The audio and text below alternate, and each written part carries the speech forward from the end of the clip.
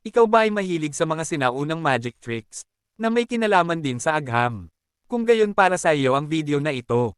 Ito'y hango sa New Mysterious and Chemical Magics. Narito ang mga sumusunod. Itlog na di lumulutang, ni lumulubog sa tubig, at ang sumasayaw na pera, at ang damit na hindi nasusunog, at ang pagpapaikot ng itlog sa ibabaw ng plato, at ang mahiwagang palito ng pasporo. Tunghayan po natin ang mga sumusunod. Mga lihim ng chemical magics. Ngayon, narito na ang inyong pagkakataon. Ang lihim ng magic or tricks. Gulatin at pahangain ninyo ang inyong mga kaibigan. Napakadali lamang kung alam lang ninyo kung papaano ang mga pamamaraan. Una, itlog na di lumulubog, nilumulutang sa tubig. Ang itlog ay makikitang hindi lumulubog, at nilumulutang sa tubig. Kumuha ng isang itlog, at ihulog sa isang pitsyel na tubig. Ang itlog ay makikitang hindi lumulubog at hindi lumulutang sa tubig. Mananatiling nasa gitna ng tubig sa pitsyel ang itlog. Malabis na pagtataka ng bawat taong makakasaksi. Pamamaraan. Kumuha ng isang pitsyel o garapon na kristal. Lagyan ng tubig hanggang sa mapuno ang kalahati ng garapon o pitsyel. Pagkatapos ay hulugan ng maraming asin. Karaniwang asin na ginagamit natin sa araw-araw. Hanggang sa ang tubig ay hindi na makatunaw ng asin. Sa kadahan-dahan mong punuin ng tubig. Samarahang pagdaragdag ng tubig sa gilid ng garapon o pitsyel. Upang huwag mag-alaw ang natunaw na asin. Sa ilalim ng pitsyel o garapon. Ihulog mo na ang isang itlog. At makikita mong hindi lulutang nilulubog sa ilalim ng tubig.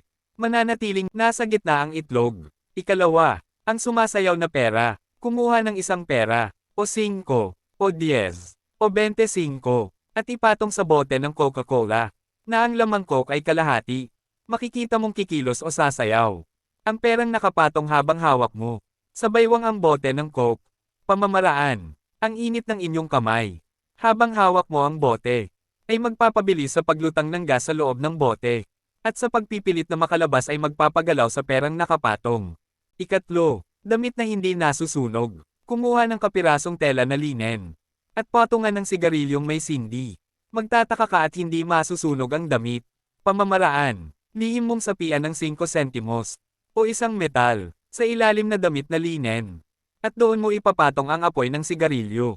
Hindi masusunog ang damit, at maaari pang mamatay ang apoy ng sigarilyo. Subalit maaaring magkaroon ng marka sa damit. Ika-4, pagpapaikot ng itlog. Isang itlog ang mabilis na mapapaikot sa ibabaw ng plato. Pamamaraan, maglaga ka ng isang itlog ng manok, o hard-boiled, at isama sa ilang itlog na hindi nilaga. Ngunit lagyan mo ng bahagyang tanda. Ang itlog na nilaga, pakunin mo ang isang tao o manunood ng isang itlog, o iyong hindi nilaga, at sabihin mong paikutin. Makikita mong hindi niya mapapaikot ng mabilis. Ika-5, mahiwagang palito ng pasporo. Sa pamamagitan ng mahiwagang paraan, ay mapapagulat mo ang iyong mga kaibigan. Ang isang palito ng pasporo ay mapapabalik mong buo, na parang hindi binali. Pamamaraan, maglagay ka ng isang palito ng pasporo sa iyong panyolito. Tiklupin mo ang panyolito, at hayaan mong baliin ang palito sa maliliit na bahagi ng isang manunood. At pagkatapos ay iwas-iwas mo ang panyolito. At makikita nilang ang palito ay nabuo ng muli na labis nilang pagtatakhan.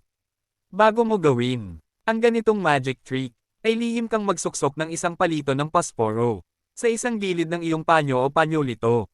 Ito ang iyong ipababali sa manunood. Samantalang ang palitong ipakikita mo sa manunood, na kunwa ay ipababali mo, iyon naman ang lalabas na nabuong palito. Kapag iwinasiwas mo na ang panyolito, upang ipakita sa mga manunood, na nabuong muli ang palito ng pasporo.